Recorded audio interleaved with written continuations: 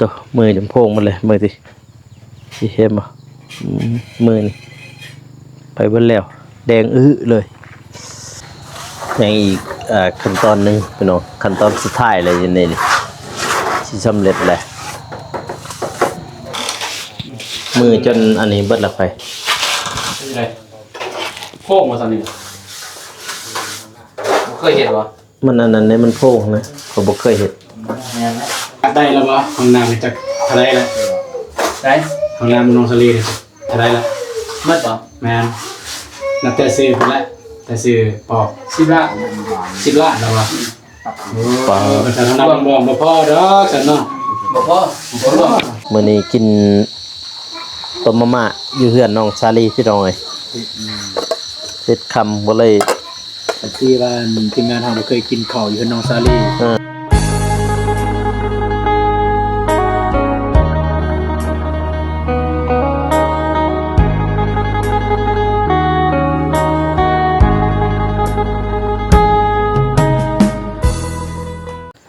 ป่าตัวพี่น้อยเปิดภาพมาต่อจาก EP ที่แล้วเนาะพ่อแม่พี่น้องเนาะมาอยู่ที่บ้านบนดอยคือเก่าพี่น้อยหรือว่าบ้านน้องซาลีนั่นเองพี่น้อยต่อเพราะว่าไกลที่แล้วแหละไอ้สิสำเร็จแล้วเนาะพี่น้องเนาะโบกทางห้องน้ำเบื้องนึงพี่น้อยป้าตัวพื้นที่สีเขียวพี่น้อยมื้อนี้ทีมงาน3 คนเขาคือเก่าพี่น้อยมาโบกทางห้องน้ำน้องซาลีพี่น้อยเนาะก่อนอื่นกราบสบายดีเด้อพ่อแม่พี่น้องเนาะบ่ว่าสิอยู่ภายในหรือว่าต่างประเทศก็ยินดีต้อนรับเข้าสู่ช่องเบาโกสนบทสปปลาวพี่น้องเอ้ยเนาะมื้อนี้ก็มาต่อจาก EP ที่แล้วพี่น้องเอ้ยมาอัปเดตข่าวสารตัวมือจำโพงมันเลยมือสิเห็นบ่มือนี่ไปเบิ่แล้วแดงเลยเทปูนว่าโบกปูนนั่นเองน้อยตัวทางเบาน้องทางเบาโกเบาตูดโบกอยู่บองนี่พี่น้องเลย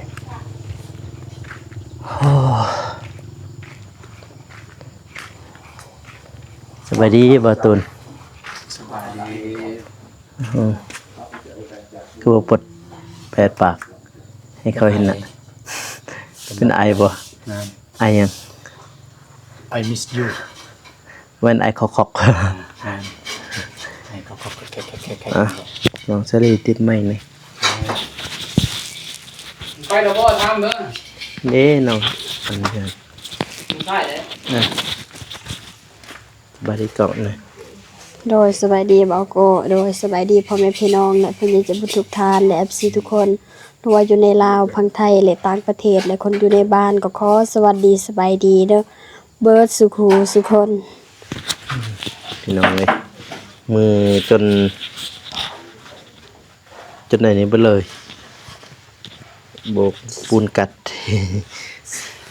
ปูนกัดพี่น้องมาต่อหนึ่งเดินมาเลยก็ได้มาต่อสบายดีเด้อบ่าวนุ่งคลิปไหมวะแม่คลิปไหมสบายดีเด้อพี่น้องไงมันแดดก่อนสำเร็จมือจนอันนี้เบิดละไปอะไรโค้งมาสันนี่เคยเห็นวะมันอันนั้นเนี่ยมันโพงนะผมบ่เคยเห็นมาจับถ่ายฮะเราเคยเห็นเองเด้อโค้งแบบมันเน็ตเด้เอาตรงริมคอเลยแบบมันบ่นี่คือทูแบบนี้อะไรให้งามจะฟ้องหนามเลยใส่ห้องน้ำนั่นคือนอนเก็บงามเก็บละเอียดกันเก็บละเอียดงามเปี้ยสวยจัดบนได้ลุกจะมีโนน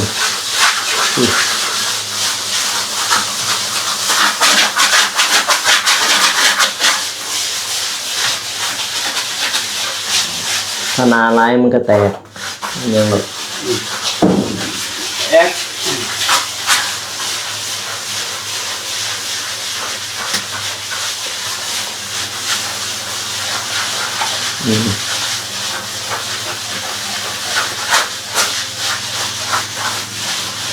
สวย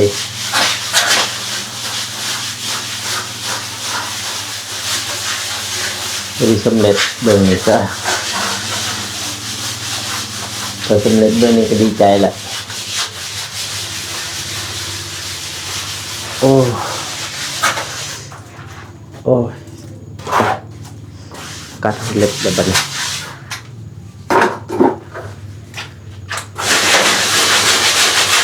เน็ตมันเข้าไปเน็ตแห้งๆปล่อยตัวเน็ตนั่นแหละมันอันนี้มือตัวเน็ตเนี่ยนะ เอากับโบเน็ตเอาน้ำใส่ไปเนี่ย ที่เหลือก็มีแต่อันนี้แบบนี้แหละพี่น้องเลย เอามาต่อแล้ว มาบัดนี้ก็ เอามาต่อ ไก่สำเร็จแล้วเอาตัวนี้สำคัญเลย ยังอีกหน้อยหนึงพี่น้องเลยเนาะ เปิดไม้อะ เพราะว่าทางบ่าวนงแล้วก็ทางน้องซาลีแล้วก็แนมเบิงพี่น้อง มาเจาะแล้วบ่ได้ใหม่ บ่ได้ใส่ไม้บ่ตนบินโดน เนี่ย ย่านเป็นตะไลอยู่โดนล่ะย่านเป็นตะไลอยู่โดนล่ะได้แล้วบ่ข้างในยังมีดอกไฟโซลาร์เซลล์ เนาะทำไมเป็นอย่างนี้เนาะครับเป็นอย่างไรมัน อัปเดตอีก เอาสาบเอาใส่แล้วแล้วก็เป็นยังไงเนาะใส่งานไหนแล้วบ่ก็ฝากเลยคุณสนใจอยากทำงานงานได้ราคาเป็นกันเองไม่ยัง ใส่งาน ใส่งานได้ ไปสิไปแล้วบัดนี้ ไปเลยสิจ่างปัญหาคือมันมีคนจ้างบ่เนี่ย มาเบาโกสิแจกเองมาเสียมาโบเขื่อน จ้างบ่ ครับ หมูแพงแล้ว เม็ดหนึงเท่าไหร่อะไรเป็นเม็ดแล้วเนาะแม่นบ่ เป็นเม็ดนะครับเม็ด80บางคนก็90อะไรนั่นนะเขาจะตูนเฮ็ดทางนั้นอีกตูนหาให้มันเบิดเลยกับปูนตอนนั้น เบิดกี่ไม้บ่กี่ไม้แล้วเนี่ยสองตูนบ่ อ๋อ โมงถึงแล้วเดี๋ยวนี้ 5 โมงครึ่งแล้วบ่ โดย อย่างไรเนาะเอาสบายดีเด้อสบายดีพ่อแม่พี่น้องอีกครับนี่เนาะแงมแรงๆบาดนี้ ตะเวนกำลังสต๊อกดินเด้อดิ เก็บงานก่อนบ่เรือมัดโบกมา โบก เข้าไปภายในก่อนพี่น้องเอ้ย โอ้นี้โบกนี่ โอ้ พี่น้องเอ้ยนี่ คักสุด สุดคักแล้ว ตามห้องโดยเฉพาะเบื้องนี้นี่คักสุดเบื้องนี้ เบ้อ บ่ตูนเนาะ บ่ตูนเด้0.6ตูนบ่ได้บ่ FC ว่าคือบ่ใส่ฟองน้ำพี่น้องเอ้ยว่าสิว่าซบฟองแต่ปูนคือมันโอปอนี่ เพราะฉะนั้นตะปูนนี่ก็ยังอันนี้แหละยังยากเลยยองกันอีกแล้ว2แอง มีแต่พอหักน้องสลีเพิ่นก็อย่างเลยเนาะเพิ่นก็โอ้หลายเติบเลยนี่ มันหลายเติบแล้ว เพื่อสิแล้ว กัดได้แล้วบ่ห้องน้ำนี่จักเท่าไหร่แล้วได้ห้องน้ำน้องสลีนี่เท่าไหร่แล้วหมดบ่แม่นนับแต่ซื้อพุ่นละแต่ซื้อปอก10 ล้านแล้วบ่โอ้ก็จะนำบ่พอดอกซั่นเนาะ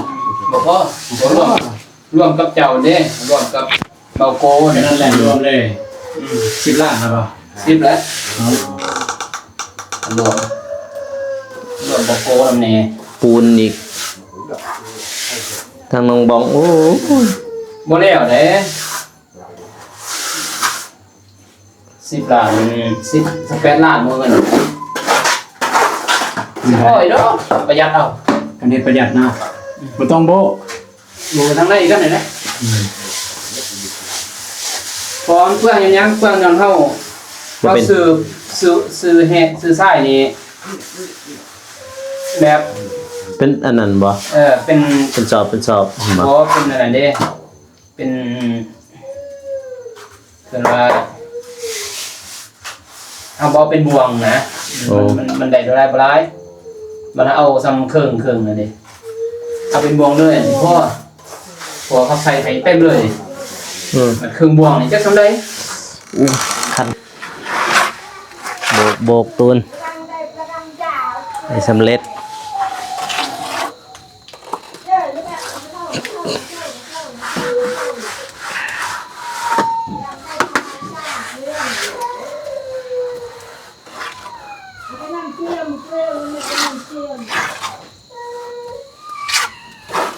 กูเลยบอกฟังความผัดเป็นสีเขาเด้อจะรีบนอนจังเมื่อยแห้งเลยมันเปื่อนนะนี่แหละเพื่อนเวลานั้นเอาตีนหนามมาปาอยู่นั่นเด้อพร้อมยินมาปานั่นโค้งมาได้แบบนี้บ่ อย่างอีกน้อยหนึงพี่น้อง มาปาอยู่ตีนกันได้เวลาจะขึ้นเพื่อนในเขาลาตีนนี่บ่ เพราะว่า ตอนเช้า ปูนมันเหลือ อนามัยเด้อ ก็เลยให้เอาตูนโบกข้างหน้า ปูนมันเปื่อนคือหมด คอยบ่ไหวเลย โอ้ยบ่ได้บ่ได้ มือโป่งยอม ไม่ได้เลยมือไทยมือเฮ็ดไทยแล้วต้องรักษาความสะอาดมือ คำแล้วพี่น้องเลยบุก นอนนะเย็นเดี๋ยวเย็นไปดีไปเลยเอาตัว แปะสะพะทายนี่กว่าตูนเลยแปะสะพะทายนี่ดีกว่า แล้วพอที่ตีตัว มันเต็มมันจอ โอ้หลอกไรเว้ย เนี่ยพวกพันจะพอที่ปี ดามาอีกจังตามเรา โอ้ปรมาเขาทำเด็กเขาคงหูเด็ก แม่นอยากรู้ คงฟังทุกคน บางทีว่าน้องเพิ่นจะเอาไว้เฮาก็มีคำแนะนำเนาะแม่น น้ำให้ผ่านโอ้โห โอ้หลอกไรอ่ะ เพราะว่า หน่อยเห็น เรียนคือเมย์เด้เข้าใจว่าเรียนคือเมย์โรงเรียนที่นั่นเรียนมาแล้ววันนี้ทำคดีวันปีวันปีเอาตัววางแผนเอาสมมติ ก็ได้ยินมาตอบเนี่ย มันยังมีผมเคยคิดดีแล้ว เท่า ต้องคิดเนาะแต่ยังบ่ทัน เอ้ยเลย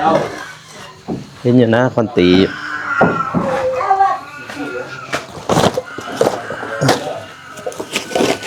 ที่แท้เวลาเขาดูได้แม่นบ่ มาตูน ดูได้เพราะว่ามี30 ปีนี่ดีสุด คุณครับ เอาไว้สุดก็25 ปีสุดก็ปี เฮ้ย เราคือว่าเอา30 ปียังอยู่ในเก่าเพราะว่าเล็กน้อยไม่นั่นนี่เลยปกติเลยเดี๋ยว งามเนาะ มาบ่โต งามได้เฮ้ย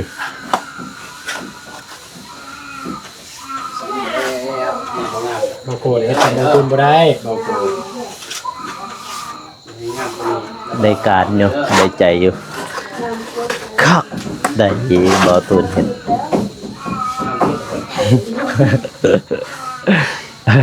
เป็นตะลึงอยู่เป็นเนาะคนอยู่เป็นนะ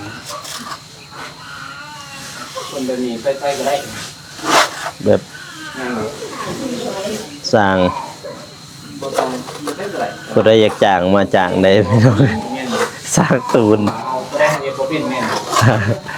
จ้างได้ ราคาเป็นกันเองพุ่นน่ะ ราคากันเองราคารวมกันได้ เราที่เฮ็ดนี่โดยโบกนี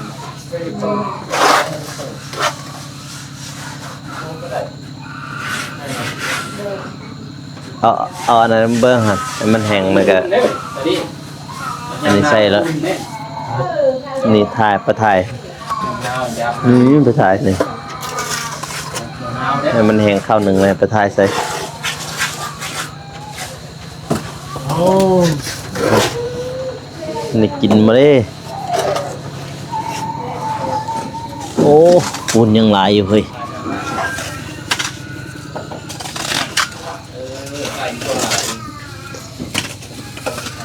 มาตูน ได้คนเดียวยันแหละเฮ้ถ่ายประตูนั่นเอง ยังอีกขั้นตอนหนึงพี่น้องขั้นตอนสุดท้ายเลยนี่นี่ที่สำเร็จเลยเอาเฮ็ดบ่าวตูนเฮ็ดงามๆได้ตูนเฮ็ดงามๆได้ทางหน้านี่เขาฮู้ได้ว่าผู้ใดเฮ็ดบ่งามอะ แม่นบอก เขาฮู้ได้ไอ้ตูนคนหล่อ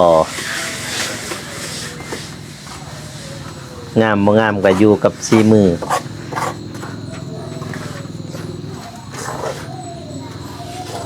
พี่น้องจะเป็นตกดินนะบัดนี่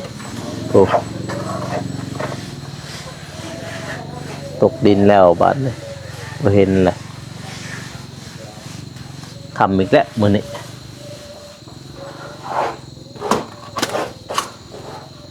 ตุนใส่เบิ่งเทิงก่อนกลางเทิงหั่นตัวนั้นมันแล้วจึงมาทูมันก็แล้วแหละ รอมันปูนมันออกแปะไปก่อน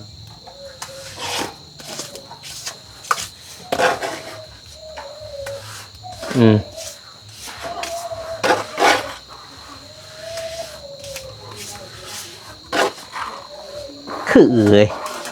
คือได้สร้างก่อเฮือนอันน่ะคือเวียดเลยดิ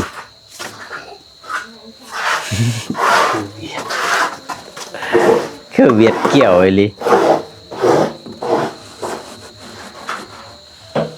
โอ้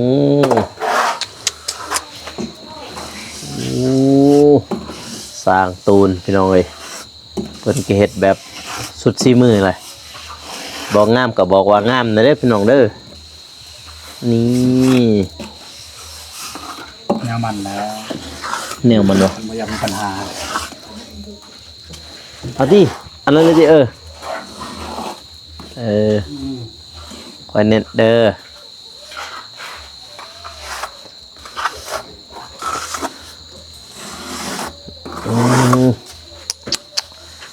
แบบนี้เป็นตะจ่างอยู่สร้างนี่สร้างตูนนี่ไปบวกลกไก่ ลกไก่ บวกขอบ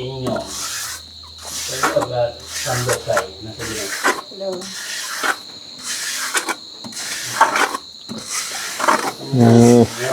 มาดับสร้างตูนบ่งามกะบอกว่างามนะพี่น้องเอ้ยให้กำลังใจบ่าวตูน ขอบใจเด้อเบาโกเด้อ จนเราเครียดแล้วให้แล้วย่างมือ ไอ้โกว่าสิเอาทุเรียนมาให้ไอ้โกผู้ใดหันกันหนูผู้ใด บ่ฮู้ผู้ใด สัญญากับน้องเพิ่นแล้วก็ไปหาเพิ่นเอ้ย มันหนาว่าไปแล้วบัดนี้บ่เคยสัญญากับผู้ใด เพิ่นยังทั่วกันอยู่ครับปัจจุบันนี้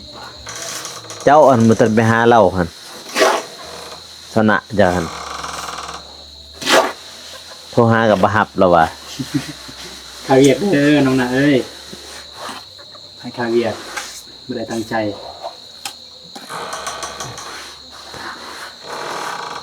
มาซอยพี่เนาะไม่เหลือใส่ไม่เหลือ พี่น้องเอ้ยยังอีกน้อยเดียวนี่ยังปูนเนี่ยนะเดี๋ยวนี่กะกลับบ้าน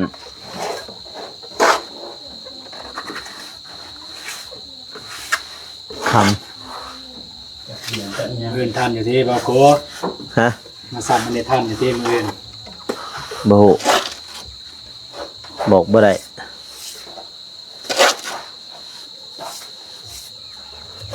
บอกยังบ่ทันได้ว่าสิมาบ่หรือว่ามา ทีมงานเฮาก็สิไปทางอื่น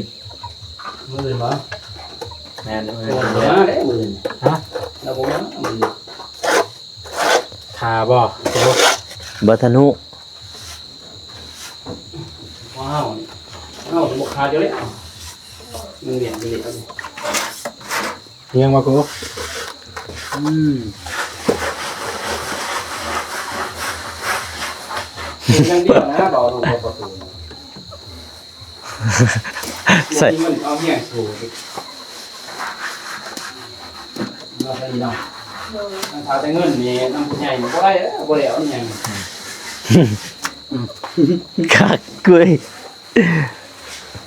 เงินลำดาวจะได้เอาไปแล้วแต่เฮาเฮ็ดบ่ได้เพิ่นเรื่องใจได้เป็นปกติแม่นบ่เที่ว่าเจ้าเฮือนเพิ่นปกติเอาไปเฮ็ดเลยเอาตามก่อนเด้ก่อนสิเฮ็ดเงียนบ่ตัว เอ๊ะแม่นจึงอยู่คือน้องบองเฮ็ดน้องบองเราทางน้องบองก่อนนี่ครับได้บ่ที่ว่าได้น้องเอ้ยครับได้ทุกอย่างก็จัดจานให้บ่ยากสิงามหรือบ่งามเลยนะว่ามันเป็นสร้างเด้อส่วนบ่มีงบนี่แหละแม่นบ่เฮ็ดตามเป็นนี่แหละบ่ต้องแจ้งแล้วบ่ ฮะ แจ้งแล้ว แจ้งหยัง ราคาสร้าง ค่าสร้างแจ้งแล้ว ฮะ มาบ้องเด้ แม่น แจ้งแล้วแจ้งแต่มื้อนั้นเพิ่นติ แจ้งราคาสร้างกันบ่แน่ แต่บ่ได้ยินบ่มีบ่ บ่มีเลยมีแววเงียบกิ๊บ จะแวะบ่เนื้อเฮาด้วยต่ออย่างนี้เดี๋ยวเฮาต้องถามน้องผมก่อนเด้อละเอียดนี่บ่ทำให้ละเอียดเด้อ ถ้าไม่ได้ละเอียดมักบอก บางทีบ่มักที่มือเบาตูนเบานุ่มอย่างไรเนาะ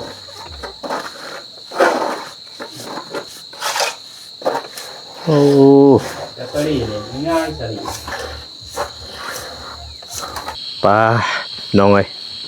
คำมือตื้อๆคือเก่ามื้อนี้แฮงคำกว่าเก่ามื้อนี้นี่ เลยเฮาตอนนี้6:18 โ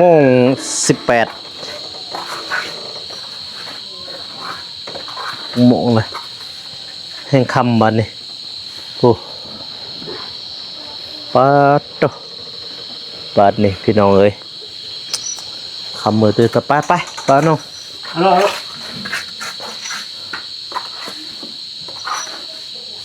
นี่เขาแหลม มาแล้วนะมันสิคำเฮา มองผมก็มาไปคุณไปทางนั้นมองซ้ายมาซอยอีกพี่น้องเลย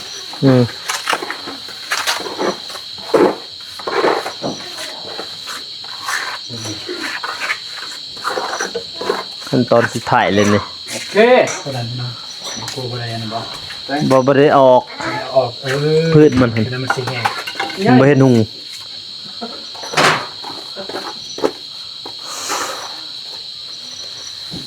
มันแป้งบ่ บ่เฮ็ดหุงเลย ทายแล้วไหม โอ้ยจะเป็นบอกโกด แป้งนี่เลยบ่เท่าเหยืองอยู่ บ่เห็น แป้งงามๆตีเฮ็ดให้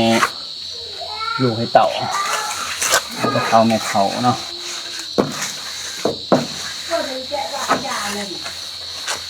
คำมือตื้อๆอีกแล้วมื้อนี้ จมเลยอยู่เนาะบอกโกนกินหอดบ่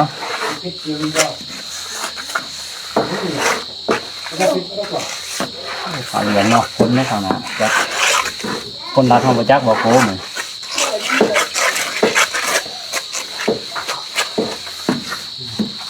หมื่นมาตีหมื่นนี่